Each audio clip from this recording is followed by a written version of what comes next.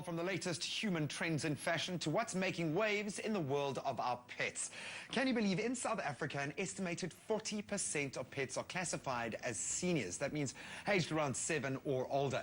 Now, as pets are living longer these days, vets are encountering more and more age-related ailments such as cancer, canine cognitive disorder, basically doggy Alzheimer's, arthritis, cataracts, and kidney diseases. Now, many of these can be delayed and, in some cases, prevented with age-appropriate care. That is the key phrase today. With us in studio to unpack that is veterinarian Dr. Guy Favie. Doc, welcome back, sir. And of course, the gorgeous Lola, who does not look like a senior at all. No, she doesn't. She doesn't. You can see a bit of grey around her face, but other than that, she's looking good. She is a beautiful pet. You know, this becomes an emotional question for many of us because we have spent so much time bonding with our pets. When do we consider our pets seniors? Can we do it at an age, or are there other factors that come into play? There are a couple of factors that come into it, but essentially it's a time of life where the body can't compensate as well as it used to.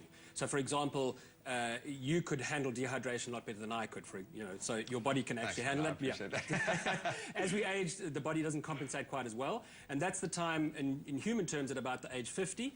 And so from a dog point of view, it's around about 7 years for the average dog. The bigger they are, the earlier it is. So about 5 years. The smaller they are, later, so about 9 years for a small dog. But somewhere around about the 7 years. Now, the list of ailments that I rattled off there sound all too human and all too age-appropriate to human as well. Yeah.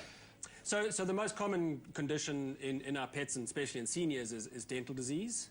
That's the one thing. It's very preventable, obviously. Yeah. Arthritis is very common. Kidney disease is something that happens a lot more as they age. Obesity becomes a problem. And then obviously the Alzheimer's is the one thing that does come in usually at a later age. Oh, no, shame. Now we've just made her feel her age. Sorry, sweetheart. But there are, of course, ways that you can delay this, just like with human holistic health. There are ways that you can look at your pet's nutrition, your pet's health. Where do we begin when looking to put the brakes on the aging process? I don't think we ever put the brakes on, but we try and slow it down.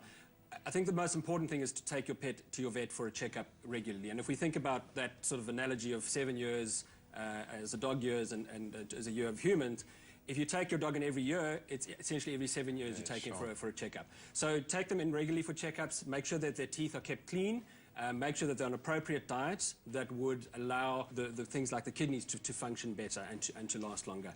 Obviously, look after things, keep them happy. We talk about the happy ager or the healthy ager. Look after their hips, their joints, heart, lungs, etc. How much exercise is too much exercise for an older dog? Okay, so that's a difficult one. You know, you should be exercising them, but never to the point of real fatigue. So they should be exercising that they're still enjoying it, and never to the point of pain either. So if you have a very active dog like this one would be, then obviously they can go further. If not, you should be controlling that. Just use your common sense and intuition. I love it. Right, Well, since you were last on, Doc, we've had a ton of people sending in questions, and I love the fact that our audience is so educated and also looking to be educated. We've got one. This isn't relating to canines, but more to a cat, and this is coming from Helena van Wyk. She says, my cat is 6 years old and no longer very active. I see she is getting a bit duck. I love that. She is eating the same food she always has eaten. Must I change it? And how do I exercise a lazy cat? How do you exercise a lazy cat? The eternal mystery. With difficulty. There are a couple of ways of exercising. Let's go to the exercising first. Exercising a lazy cat.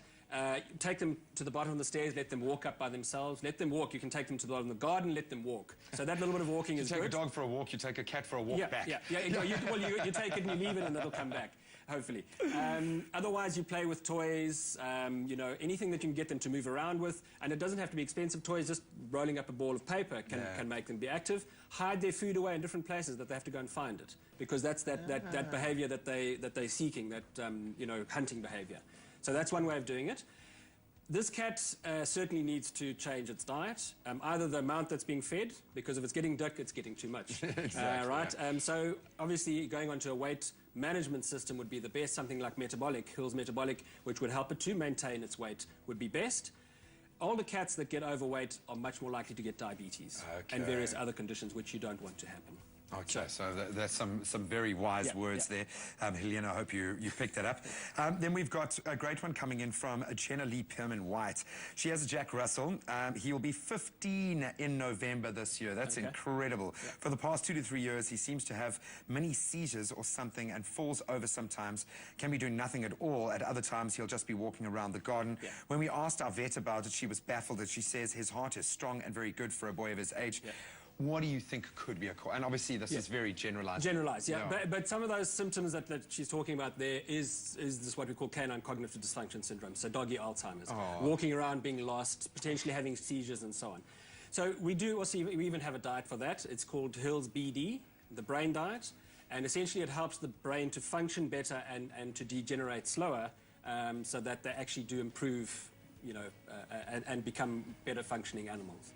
Well, there we go, Jenna Lee. I hope that has answered your question. A bit of common sense and let your heart lead you, but it all starts with the correct diet. Doctor, thank you so much for joining us. An absolute pleasure as always. Lola, you're a sweetheart. Don't let anyone ever call you a senior citizen ever again. I hope that's helped you build a stronger understanding of the right age-appropriate care for your pet. There is always more you can do to ensure that they stay healthier and happier for longer. Discover the brand recommended by vets worldwide. 100% satisfaction guaranteed or your money back. Hill's Science Plan.